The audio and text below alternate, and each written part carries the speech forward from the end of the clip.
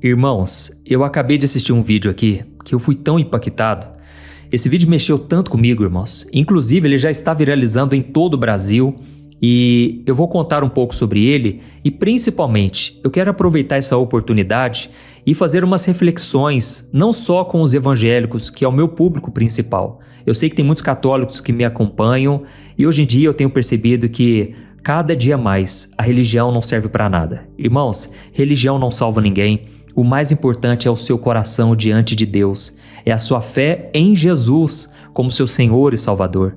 Porque a Bíblia diz que não existe intermediário entre Deus e os homens, a não ser o seu próprio Filho Jesus, que morreu pelos nossos pecados e ressuscitou para nos salvar.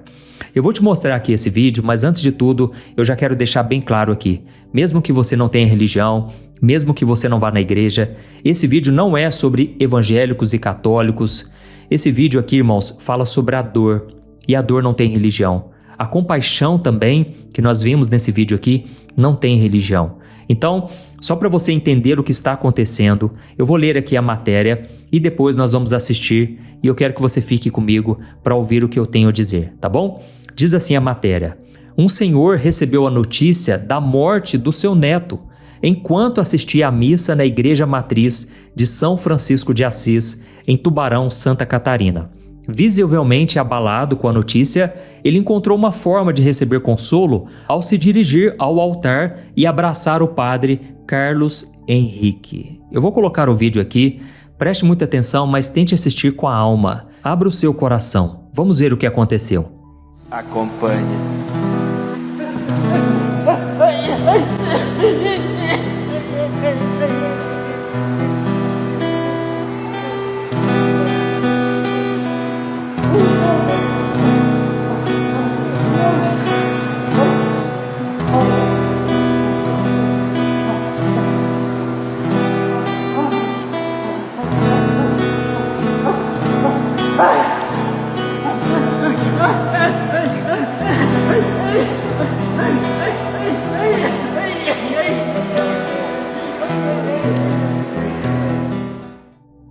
Irmãos, então, eu tinha falado que o vídeo era forte e eu sei que nessa hora não existe preparo, né, para receber uma notícia dessa.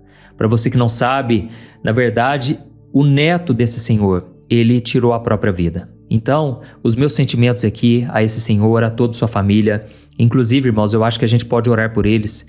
Imagine se o Brasil todo levantar um clamor pedindo que Deus console o coração desse senhor. É a dor de muitas pessoas hoje em dia, né? Pessoas que tiram a sua própria vida. Inclusive eu quero falar sobre isso daqui a pouco também, porque eu sei que nesse momento gera muitas dúvidas, muitas perguntas e a gente precisa realmente de uma palavra. Mas, enfim, irmãos, eu vejo um exemplo, né, na Bíblia de um homem que perdeu seu filho, que foi Davi. Davi, ele chorou muito por causa de Absalão, que foi o seu filho, mas é interessante que Davi, ele batia no seu peito e ele dizia assim: ó, meu filho, quem dera eu tivesse morrido no seu lugar. Irmãos, eu imagino a dor que Davi passou, e a dor da perda é a pior coisa que tem, né? Só quem já está passando por luto, quem está aqui me ouvindo hoje, que perdeu um ente querido, sabe o quanto é dolorido, né? Mas sabe uma coisa que eu percebo? Que a atitude desse padre aqui é a mesma atitude que Jesus teria com qualquer pessoa que esteja sofrendo nesse exato momento. Porque aqui o padre, ele não mandou aquele homem descer, ele não mandou aquele senhor esperar o final da missa, e por isso todo o meu respeito a esse padre, porque Jesus, ele faria isso, irmãos. Jesus, ele sempre parou para atender alguém que estava sofrendo. Para pensar, lá nos evangelhos, quando a gente vê, por exemplo, o cego Bartimeu, aquele homem começou a gritar por Jesus: filho de Davi, tem compaixão de mim. E na mesma hora Jesus parou, mesmo que os amigos daquele cego mandassem ele calar a boca. Jesus não fez isso. Jesus atendeu e ele curou aquele homem. E aí, num outro dia, enquanto Jesus estava caminhando, cheio de pessoas à sua volta, de repente ele se depara com um velório. Era uma viúva da cidade de Naim. Essa mulher tinha perdido seu esposo e agora estava enterrando o seu único filho. Na mesma hora, a compaixão de Jesus, ela ativou o poder de Deus e aquele menino foi ressuscitado ali, diante dela. Irmãos, Jesus, ele não deixa passar batido. Ele atende o clamor dos necessitados, daqueles que choram. Eu me lembrei aqui de um exemplo também de uma mulher que todo mundo conhece, né? Que era Marta. Marta estava tendo o privilégio de ter Jesus na sua casa, junto com a sua irmã Maria. Lembra disso? E naquela hora, Marta ficou tão empolgada, né? Querendo oferecer o melhor para Jesus, e de repente Jesus chama a atenção dela.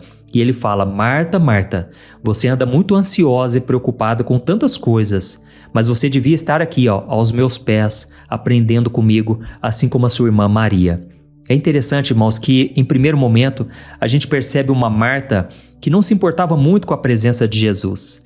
Mas então a dificuldade bateu na porta. A morte chegou na casa dela através do seu irmão Lázaro.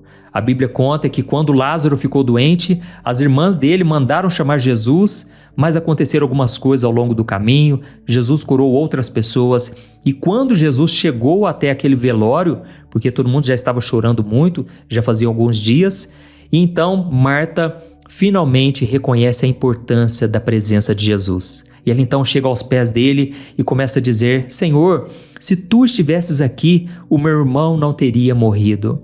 Ou seja, naquele momento, Marta estava desesperada e ela finalmente entendeu a importância da presença de Jesus. Ela falou: Senhor, se a tua presença estivesse aqui com a gente, nada disso teria acontecido.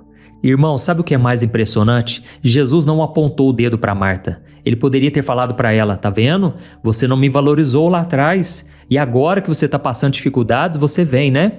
Não, irmãos, de forma alguma. Jesus disse para ela: Marta, se você crê, você verá a glória de Deus. E Jesus então ressuscitou o irmão dela e o irmão de Maria. Irmãos, a gente precisa aprender uma coisa: a igreja, ela tem que ser mais hospital do que tribunal. O que eu percebo hoje, de forma muito triste, né? É que muitas igrejas hoje vivem para apontar o dedo para os outros, como se a gente tivesse o direito de julgar as pessoas como se fôssemos juízes. É claro, irmãos, que nós podemos sim julgar as atitudes das pessoas, isso é bíblico, mas não podemos julgar o coração de uma pessoa. E sabe, irmãos, a gente percebe uma coisa nesse vídeo aqui, é que aquele senhor, ele foi correndo para os braços do padre para receber o seu conforto, o seu consolo. Talvez algumas pessoas pensem: ah, pastor, mas ele errou aí, ele deveria ter buscado a Deus, porque o homem não pode responder suas orações. É verdade, irmãos, mas tem hora que as pessoas só precisam de um abraço. E sabe o que eu percebo muitas vezes nas igrejas? A gente quer resolver as coisas muito fácil. Às vezes é uma simples palavrinha, um versículo que a gente entrega, mas às vezes a pessoa, ela quer uma presença, ela quer uma atenção, amém? Eu me lembrei aqui agora daquele paralítico que ficava na porta do templo, lembra? E aí de repente chegou Pedro e João e eles não tinham dinheiro para dar de esmola para aquele homem, mas eles disseram: em nome de Jesus, levanta e anda. E aquele homem foi totalmente curado naquele momento, mas o que mais me impressiona é que ele ficava pedindo esmolas na porta do templo. Por que aquele homem não foi para o centro da cidade, onde havia talvez bancos, comércio? E por que será que ele estava ali na porta do templo? Certamente é porque ele pensava assim: já que essas pessoas falam tanto de Deus, já que elas falam tanto do amor de Deus, eu imagino que o amor também esteja no coração delas. E com certeza elas vão querer me ajudar. Irmãos, é isso que muitas pessoas pensam, sabe? Graças a Deus por isso, e devem continuar pensando sim, que nas igrejas, onde se fala do amor, onde se prega sobre esse Deus maravilhoso, elas vão encontrar ali um conforto, uma palavra de direção, de encorajamento.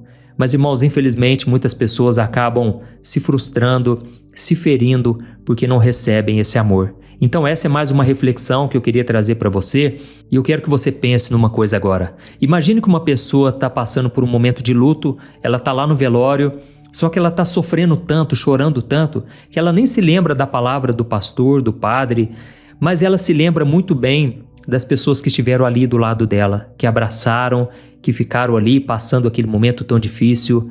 Tudo isso, irmãos, porque quando a gente está sofrendo, a Bíblia deixa muito claro: chorem com os que choram. Amém? E se alegre com os que se alegram. Então esse é um princípio bíblico que a gente deve voltar a praticar.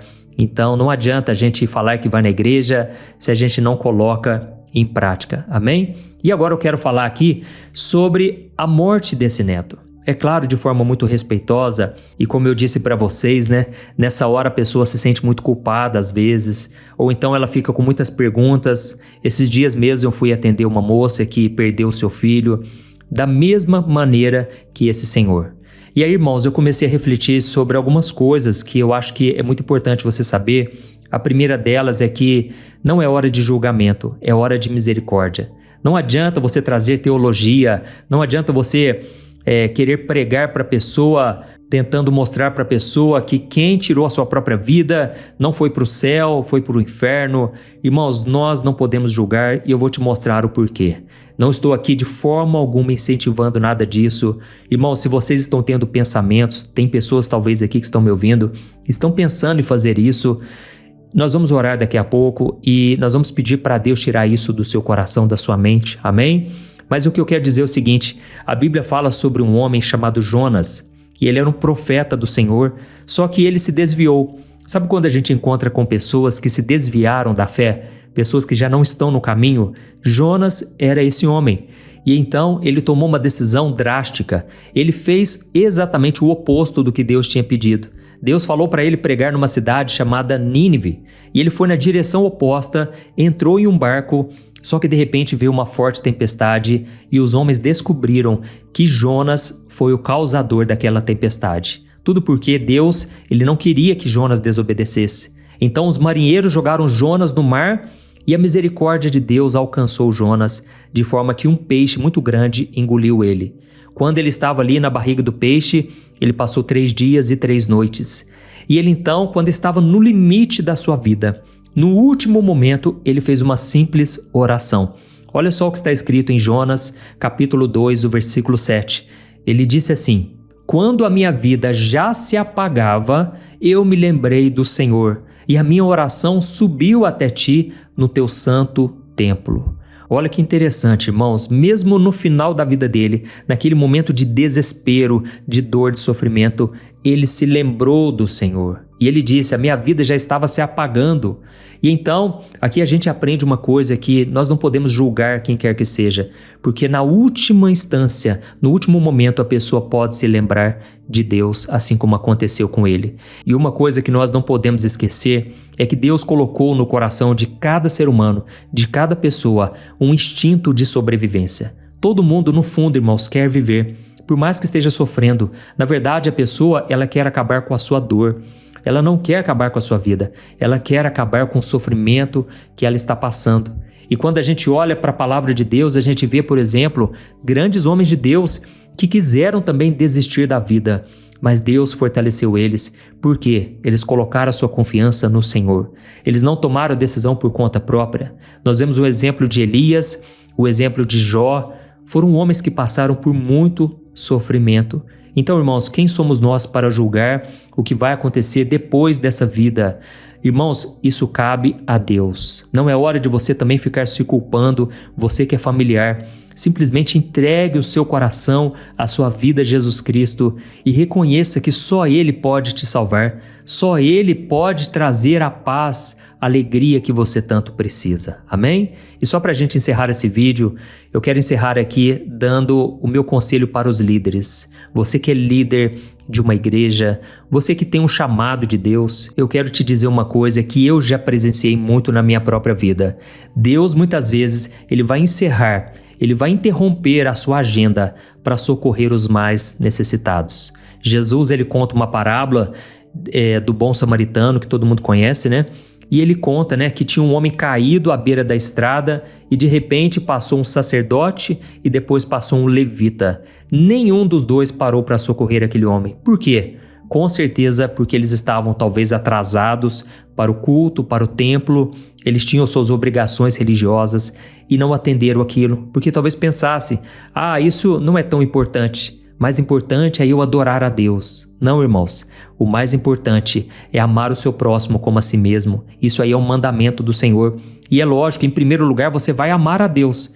Mas eu tenho certeza que Deus vai se alegrar muito mais de você parar para socorrer alguém, em vez de só fazer uma oração, em vez de só pregar. Entendeu, irmãos? Devemos fazer as duas coisas, prestar cultos a Deus, mas também socorrer os nossos irmãos. Então fica aí o recado para a gente não julgar as pessoas. Julgue as atitudes delas. Amém? Até mesmo, irmãos, já que nós estamos falando aqui sobre um padre, sobre a atitude dele, estamos falando sobre a missa, Irmãos, nós vamos ter muita surpresa no céu. Sabe por quê? Religião não salva ninguém. O que salva é a sua fé em Jesus Cristo. É você renunciar aos seus pecados, arrepender-se do seu passado e começar a andar com Jesus. É isso que te traz a salvação. É pela graça, não é pelos seus méritos. Você não tem que fazer penitência, você não tem que tentar pagar para recompensar o que Jesus fez por você na cruz.